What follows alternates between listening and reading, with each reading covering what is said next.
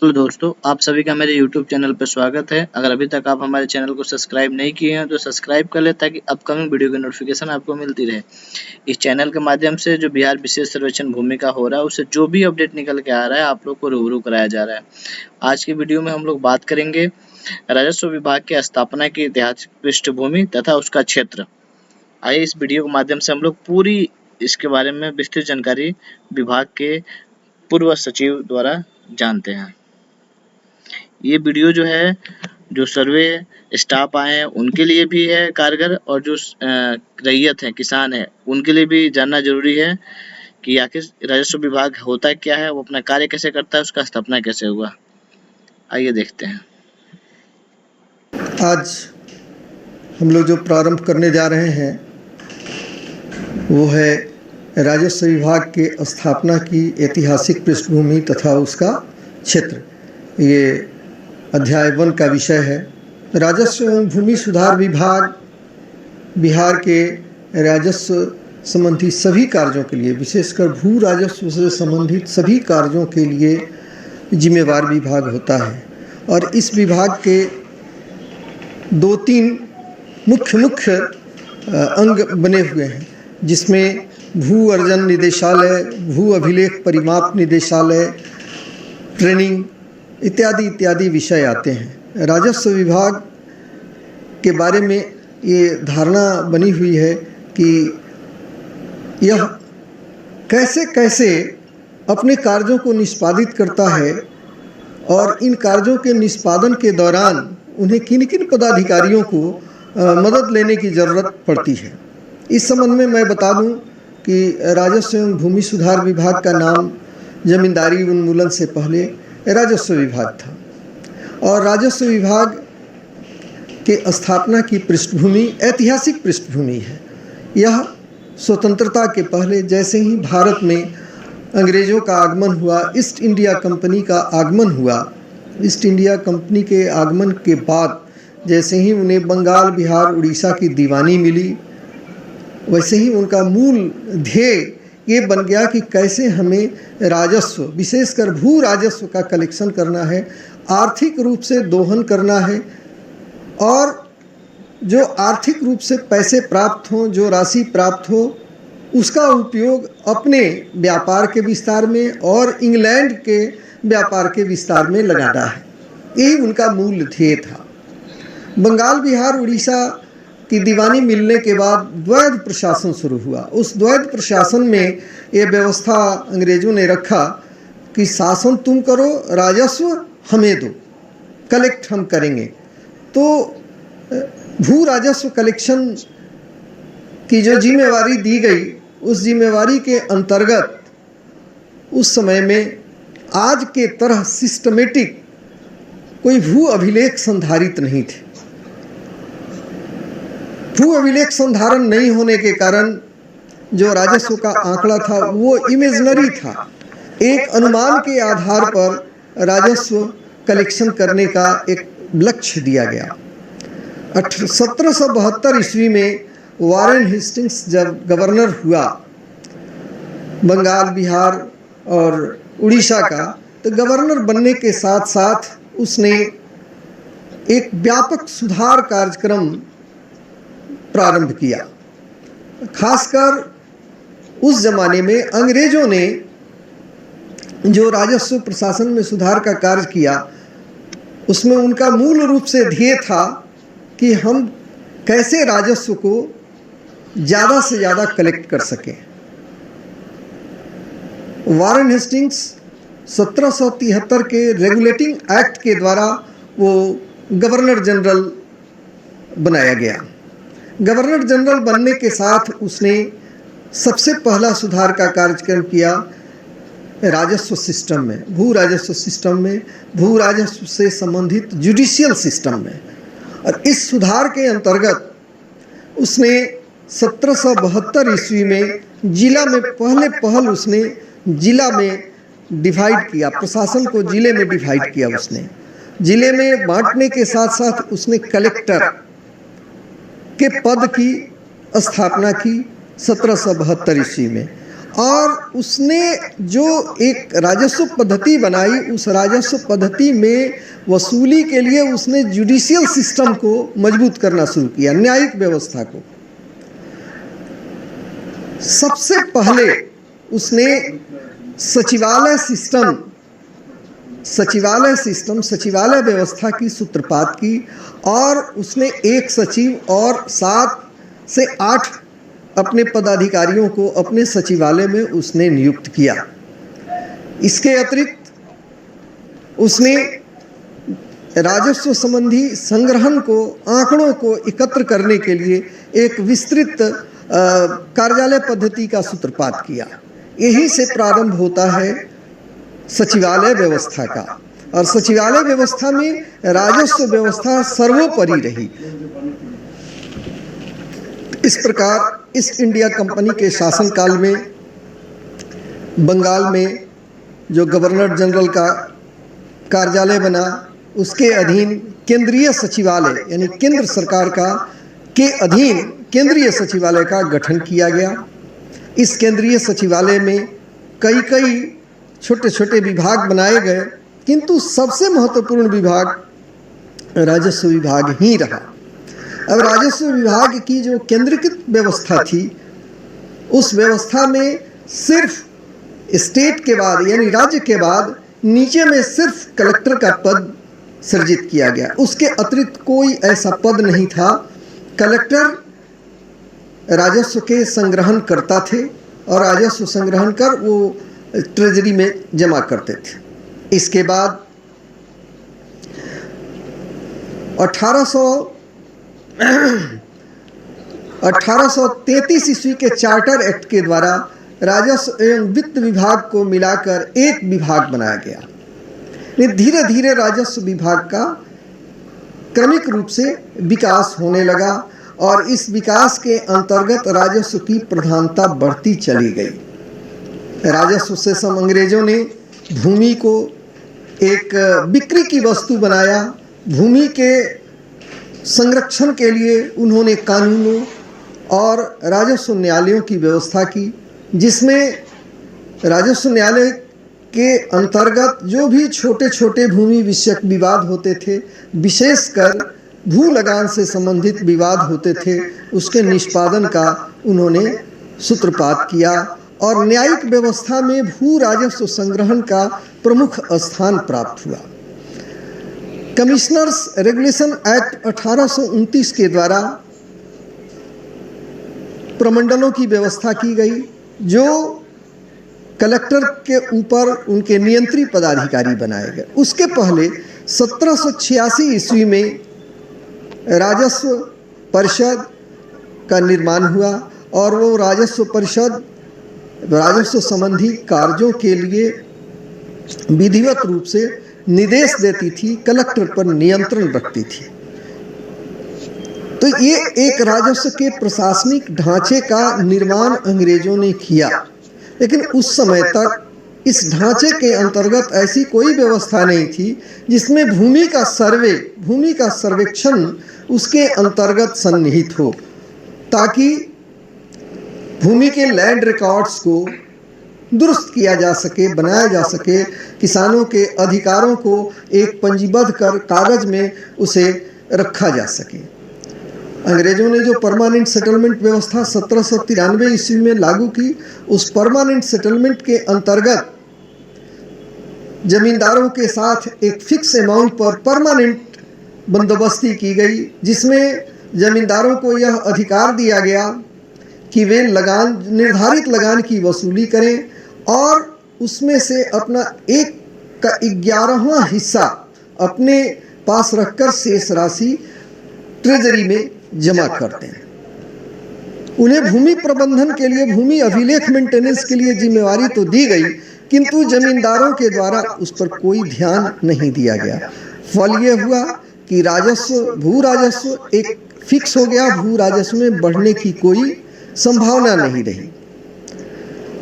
धीरे धीरे राजस्व प्रशासन में नए नए विचार आने लगे और इस नए विचार के अंतर्गत अधिकारों के अभिलेख के निर्माण का प्रावधान आवश्यक समझा गया, क्योंकि जैसे ही भूमि को कानूनी संरक्षण प्राप्त हुई तो भूमि से अधिक राजस्व तभी प्राप्त हो सकता था जबकि भूमि का विक्रय, और भूमि के विक्रय के लिए आवश्यक था भूखंडों का सीमांकीकरण, सीमा होना।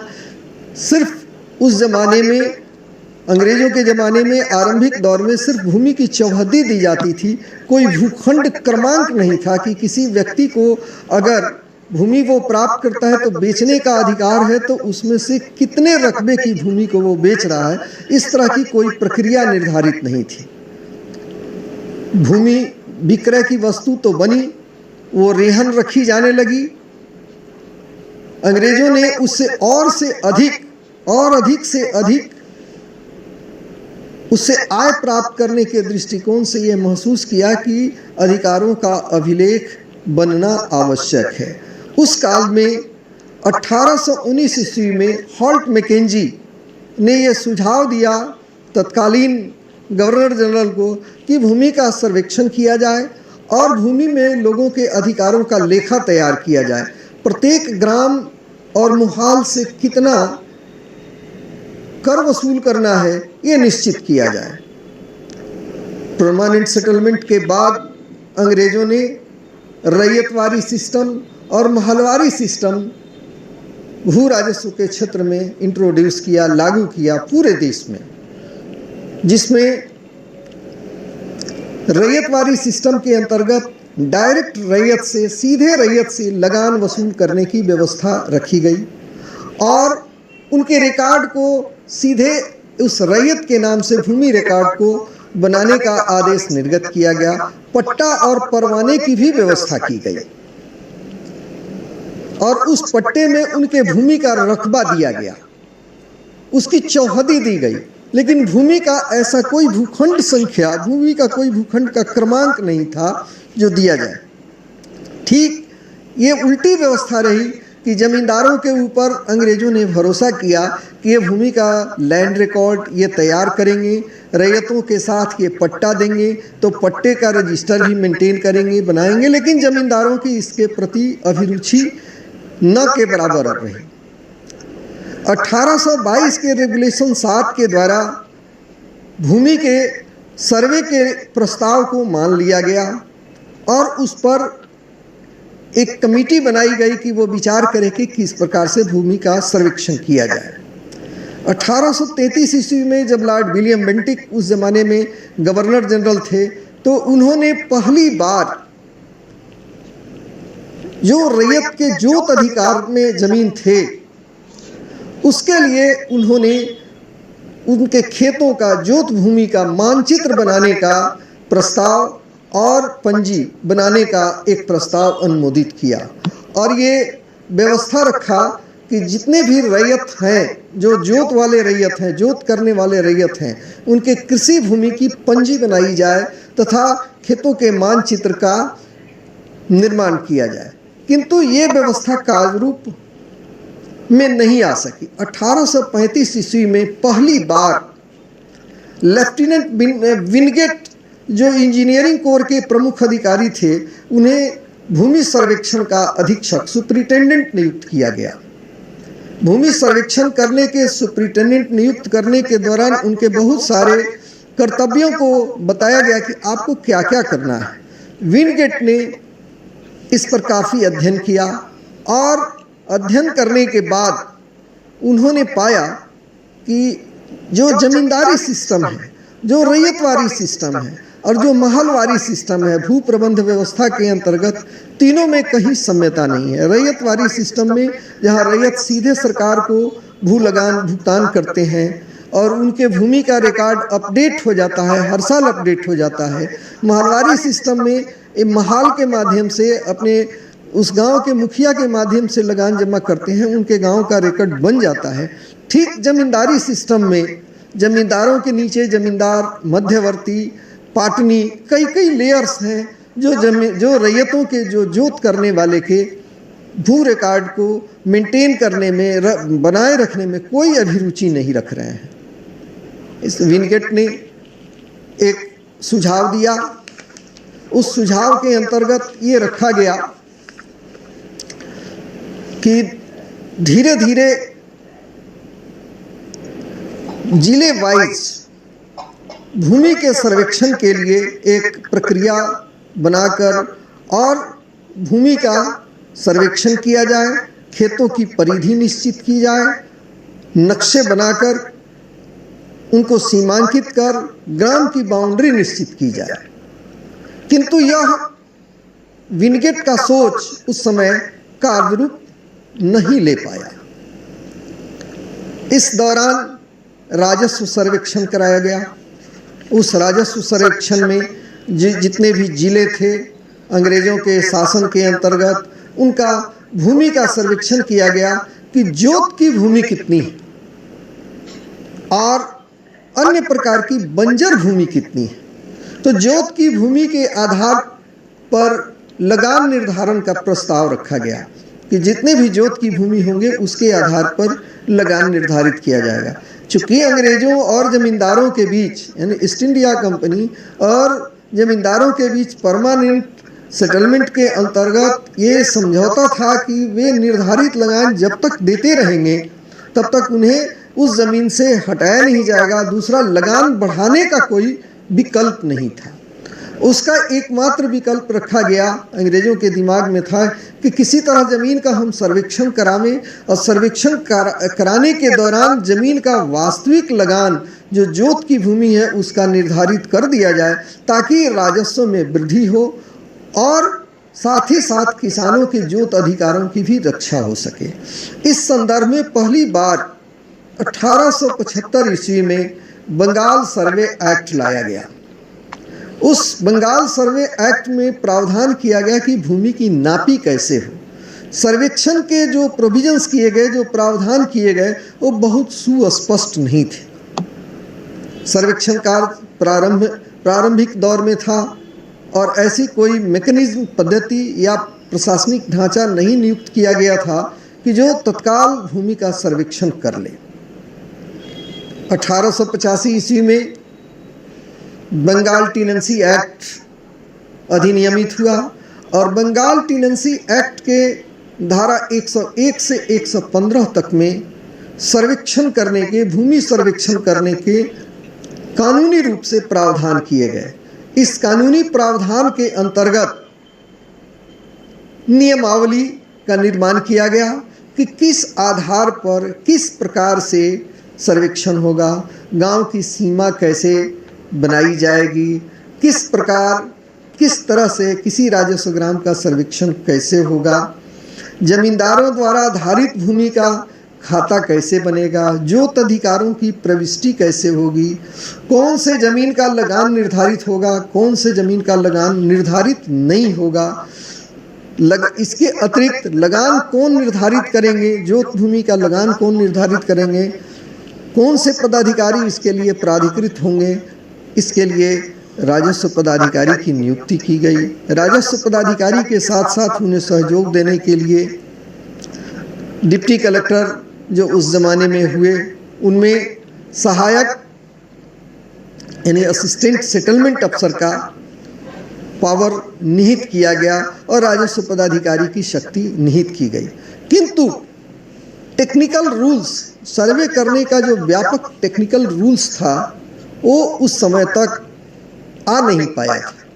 फिर भी 1885 के एक्ट में प्रावधान करने के बाद 1892 ईस्वी के बाद कैडेस्ट्रल सर्वे प्रारंभ कर दिया गया और पूरे बिहार के जितने ज़िले थे, 17 पुराने ज़िले थे, उन सभी ज़िलों में कैडेस्ट्रल सर्वे की कार्रवाई प्रारंभ हो गई। कैडेस्ट्रल सर्वे में सबसे पहले भूमि के सीमांकन का, ग्राम सीमा के सीमांकन का, इसके अतिरिक्त रैयत के जो भी जोत में भूमि थी उसके सीमांकन का, जमींदारों के अंतर्गत जितनी भूमि थी उसके सर्वेक्षण का प्रावधान किया गया। सेक्शन 103, उसमें एक सेक्शन 103 का प्रावधान किया गया। सेक्शन 101 में कैसे सर्वेक्षण किया जाएगा, जो खतियान बनेगा, अधिकारों का अभिलेख बनेगा, उसमें कौन कौन सी प्रविष्टि की जाएगी, इसका प्रावधान रखा गया। यानी बिहार काश्तकारी अधिनियम के 1885 के अधिनियमित होने के बाद पहली बार सर्वेक्षण ने अपना एक भूमि सर्वेक्षण ने अपना एक वास्तविक स्वरूप प्राप्त किया और इस स्वरूप को क्रियान्वित करने के लिए एक ब्यूरोक्रेसी की प्रशासनिक संरचना का निर्माण किया गया। सचिवालय स्तर की व्यवस्था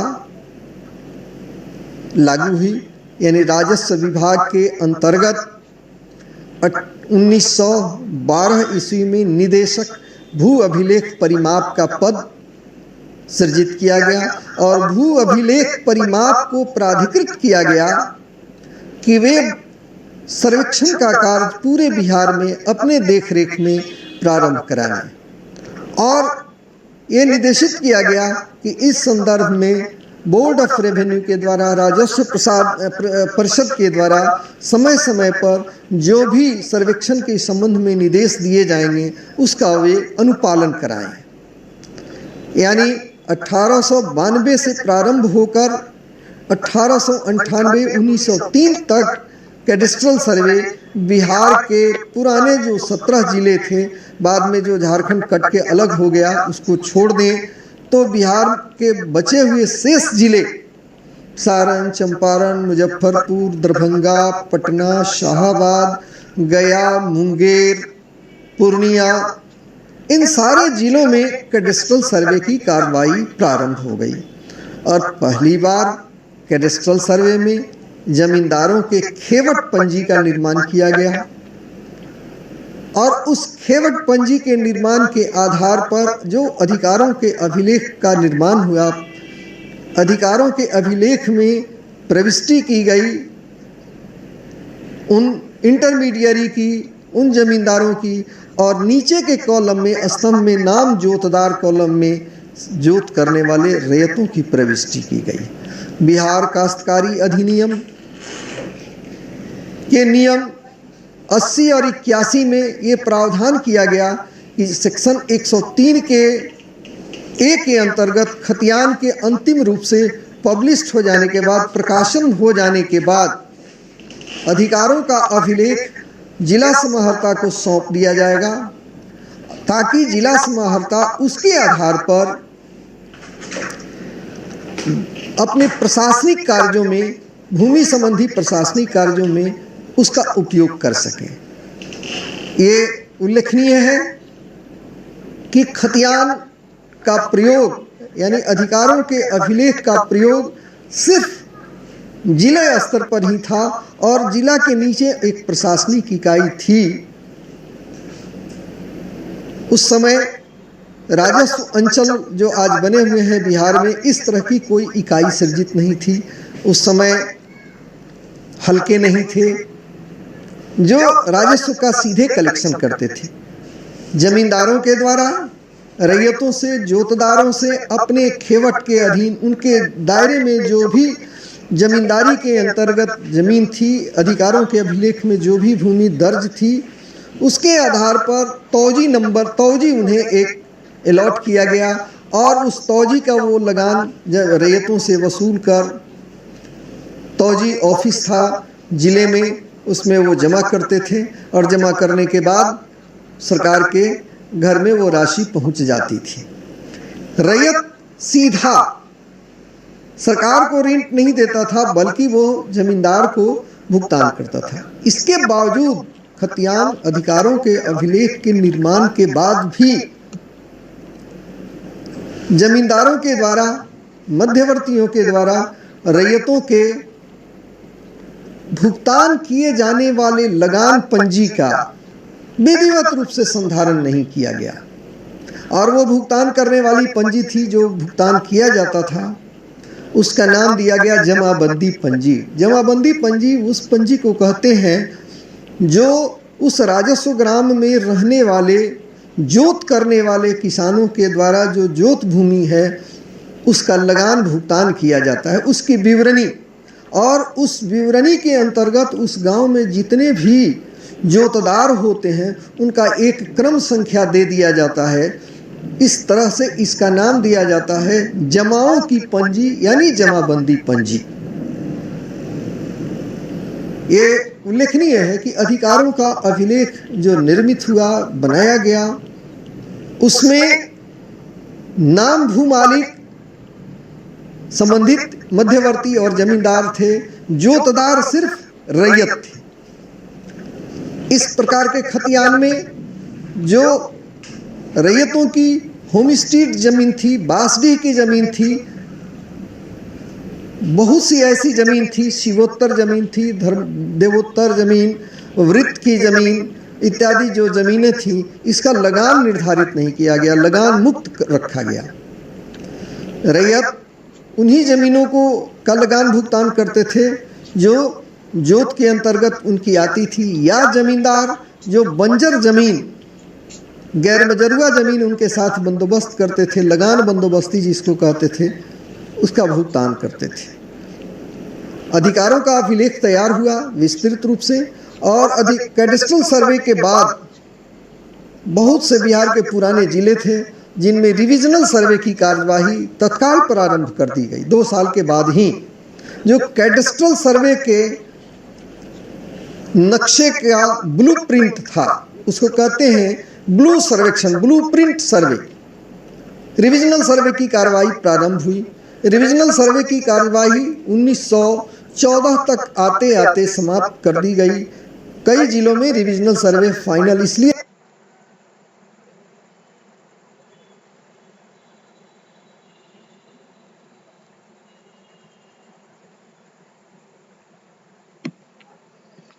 नहीं हो सका क्योंकि प्रथम विश्व युद्ध उस समय में प्रारंभ हो चुका था।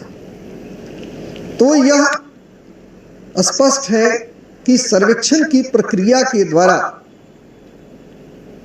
अधिकारों का अभिलेख तैयार होता है, और ये अधिकारों के अभिलेख के तैयार कराने में जो प्रशासनिक भूमिका निर्वहन करता है वो भूमि अभिलेख परिमाप निदेशालय है। भूमि अभिलेख परिमाप निदेशालय राजस्व विभाग के सीधे नियंत्रण के अधीन काम करता है।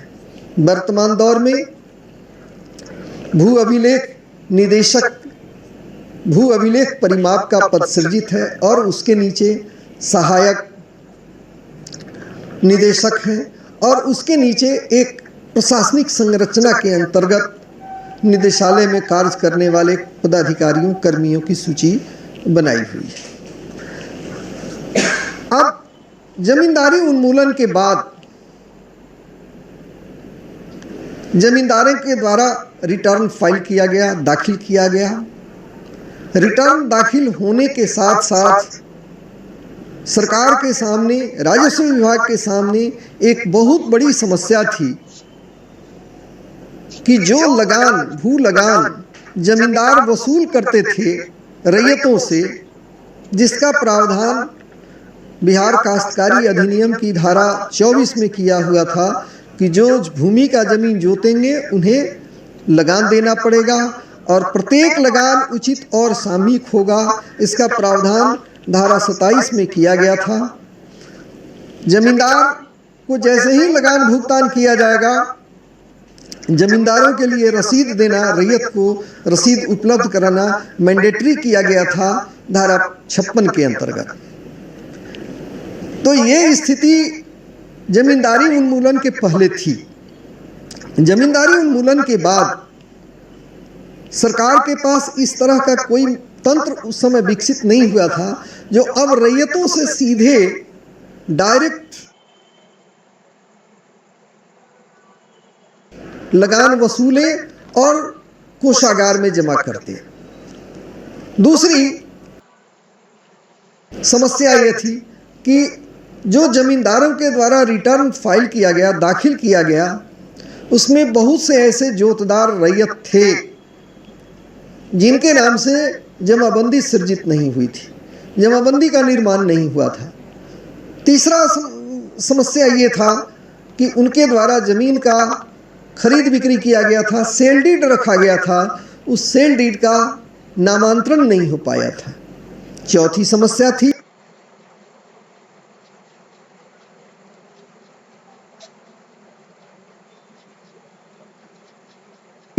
कि लगान बंदोबस्ती होती थी बंजर जमीन की, और जमींदार के कारिंदे उनके साथ लगान बंदोबस्ती करते थे। उस लगान बंदोबस्ती के आधार पर रैयतों के नाम से जमाबंदी सृजित नहीं हुई थी। तो जमींदारों के द्वारा दाखिल किए गए रिटर्न में बहुत सी त्रुटियां राजस्व विभाग के द्वारा पाई गई।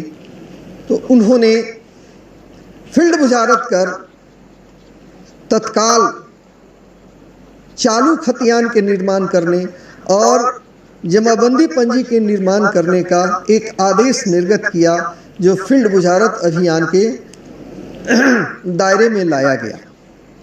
राजस्व विभाग ने महसूस किया कि अधिकारों के अभिलेख के निर्माण का एक लंबा अंतराल हो गया है, यानी 1914 के बाद सर्वेक्षण नहीं हुआ है। सर्वेक्षण नहीं होने के कारण रैयतों के जोत अधिकारों में 3-4 कारणों से व्यापक परिवर्तन हुआ है, और वो परिवर्तन हुआ है उत्तराधिकार के आधार पर, रैयतों में आपसी बंटवारा के आधार पर, रैयतों के द्वारा दान लेने के आधार पर। इसके अतिरिक्त बहुत सारे रैयत जो आपस में बदलैन करते थे, जोत भूमि का आपस में विनिमय करते थे, उसके आधार पर, यानी तरह तरह के ऐसे कारण थे जिसके आधार पर खतियान की, तत्कालीन खतियान की, 1914 के खतियान की जो प्रविष्टि थी वो अब कादरूप में नहीं थी, काफ़ी उसमें परिवर्तन हो गया था। राजस्व विभाग के द्वारा एक निर्देश जारी किया गया और भू अभिलेख परिमाप को ये दायित्व सौंपा गया कि जमींदारी उन्मूलन के बाद भूमि सर्वेक्षण की कार्यवाही वो प्रारंभ करते हैं। इस क्रम में राज्य के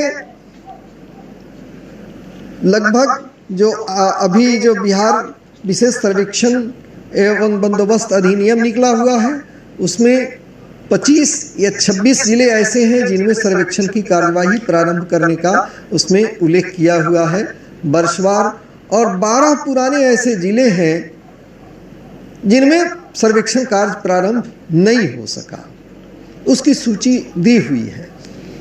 तो उन जिलों में सर्वेक्षण का कार्य प्रारंभ कराया गया, और कई ऐसे जिले हैं बिहार के जिनमें रिविजनल सर्वे खतियान जो जमींदारी उन्मूलन के बाद प्रारंभ हुआ, उसमें रिविजनल सर्वे खतियान का निर्माण हुआ है। कुछ ऐसे ज़िले हैं जहां पर खतियान के आधार पर, रिविजनल सर्वे के आधार पर जमाबंदी पंजी का निर्माण हुआ है, जैसे वैशाली, मुजफ्फरपुर, सीतामढ़ी, दरभंगा, मधुबनी, समस्तीपुर के ज़िले के कुछ अंचलों में रिविजनल सर्वे के आधार पर खतियान बना हुआ है।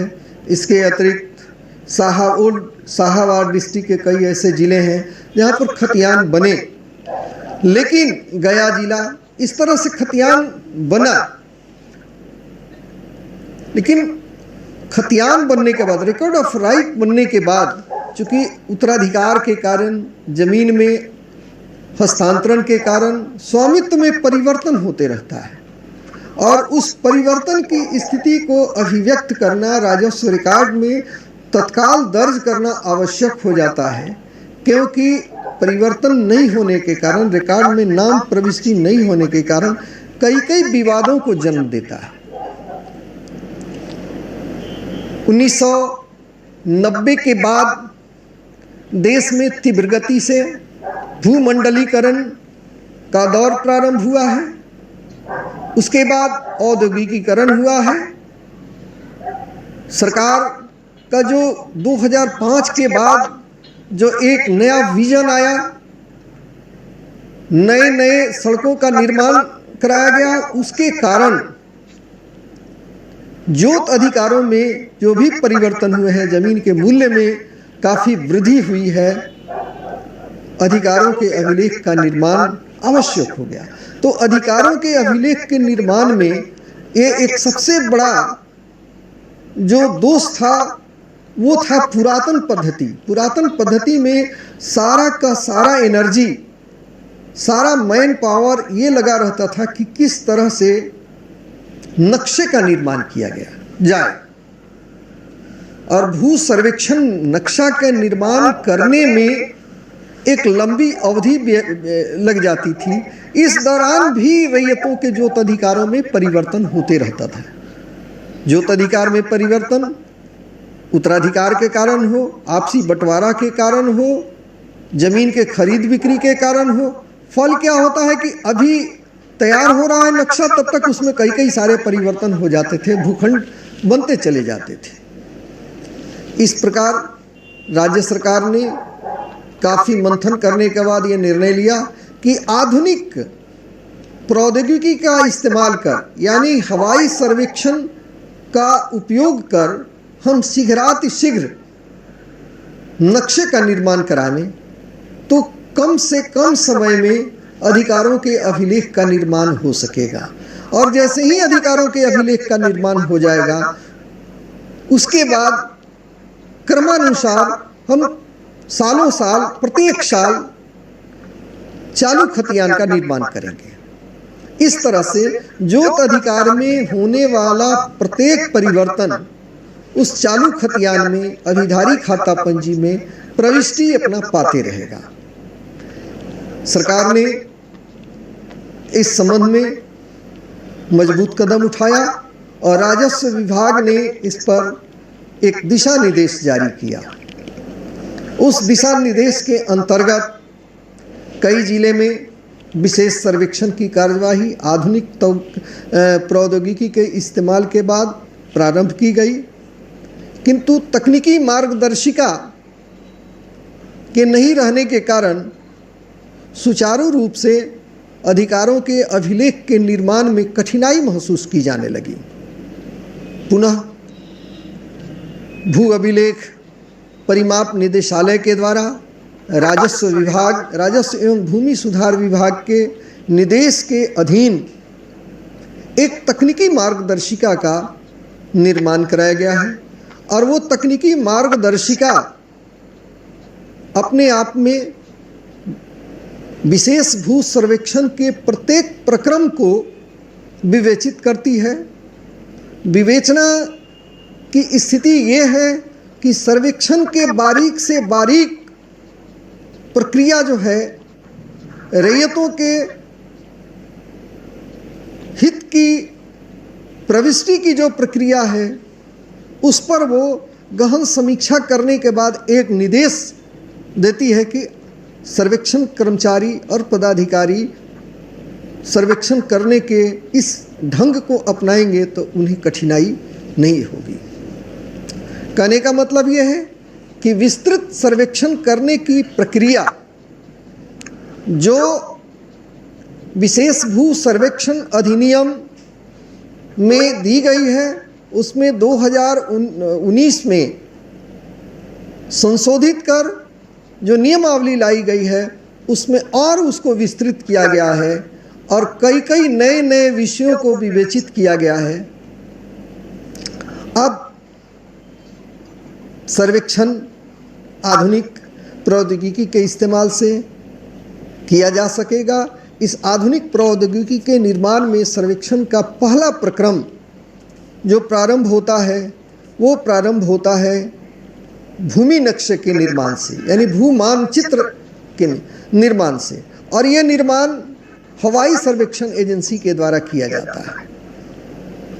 तो हमारा जो सर्वेक्षण कार्यक्रम है, पूरे स्टेट में राजस्व एवं भूमि सुधार विभाग के द्वारा एक अधिसूचना जारी की गई है कि 14 जिले में भू सर्वेक्षण का कार्य तत्काल प्रारंभ किया जाएगा और यह कार्य अब शीघ्र प्रारंभ होने जा रहा है। इसके लिए सर्वेक्षण से संबंधित, भूमि सर्वेक्षण से संबंधित जितने सारे प्रक्रम हैं, जैसे किश्तवाड़, खानापुरी, विश्रांति, इन सभी प्रक्रमों पर विस्तृत रूप से दिशा निर्देश जारी किए गए हैं। तकनीकी मार्गदर्शिका 2019 जारी कर दी गई है और तकनीकी मार्गदर्शिका में सर्वेक्षण के उन पहलुओं को टच किया गया है, उसको एक्सप्लेन किया गया है जिन पहलुओं पर सर्वेक्षण के से संबंधित अमीन को, कानूनगो को, सहायक बंदोबस्त पदाधिकारी को काम करना है। इस सर्वेक्षण की सबसे बड़ी विशेषता है जो अधिनियम बना हुआ है, उस अधिनियम में ये दिया हुआ है कि रैयत के जोत अधिकार में परिवर्तन के साथ साथ चालू खतियान भी बनाना है, ताकि अधिकारों में हुए परिवर्तन की उसमें प्रविष्टि की जा सके। और इस संदर्भ में बिहार भूमि दाखिल खारिज अधिनियम 2011 अधिनियमित हो चुका है। उस 2011 के बाद जो नियमावली 2012 में बनी है, उसके रूल 14 में स्पष्ट रूप से प्रावधान किया गया है कि विशेष सर्वेक्षण कार्यक्रम के बाद जो अधिकारों का अभिलेख बनेगा, उसके आधार पर अभिदारी खाता पंजी, खेसरा पंजी और चालू खतियान का निर्माण किया जाएगा। यानी जो नामांतरण होगा, नामांतरण के आधार पर जो जोत अधिकार में परिवर्तन होगा, वो प्रविष्टि अब विशेष भू सर्वेक्षण के अधीन निर्मित खतियान में अधिकारों के अभिलेख में प्रविष्टि नहीं पाकर चालू खतियान यानी क्रमिक खतियान में प्रविष्टि पाएगी, ताकि जोत अधिकार अद्यतन बने रहें। दूसरा, जोत अधिकार में परिवर्तन के साथ साथ सेक्शन 10 बिहार भूमि दाखिल खारिज अधिनियम के धारा 10 में ये प्रावधान किया हुआ है कि रैयतों के उनके जोत भूमि का खाता पुस्तिका दिया जाएगा, और उस खाता पुस्तिका को भी अद्यतन बनाए रखने का, अगर जोत भूमि में उनके खाता पुस्तिका में उनके द्वारा जोत की समस्त भूमि दर्ज रहेगी, उसमें लगान दर्ज रहेगा। अगर उसमें जोत अधिकार में परिवर्तन होता है, रैयत उस जमीन को बेच देते हैं या खरीद लेते हैं या विनिमय करते हैं, जिन कारणों से भी वे जमीन या तो बेचते हैं या छोड़ते हैं, त्याग देते हैं, उन सभी कारणों को खाता पुस्तिका में अंकित करने का प्रोविज़न प्रावधान किया गया है। और इसके लिए नियम बिहार भूमि दाखिल खारिज नियमावली 2012 के नियम 16 के उपनियम 6 और 7 में इसका प्रावधान किया गया है। यानी खाता पुस्तिका को भी अद्यतन किए जाने का प्रावधान किया गया है। तो एक बहुत अच्छी पृष्ठभूमि तैयार की गई है कि अब नए दौर में जो भी अधिकारों के अभिलेख का निर्माण भू अभिलेख परिमाप निदेशालय के निर्देशों के अधीन संपन्न कराया जाएगा, निर्माण होगा, उसमें ससमय प्रविष्टि हो, इसकी भी व्यवस्था की गई है और दिशा निर्देश जारी किया गया है।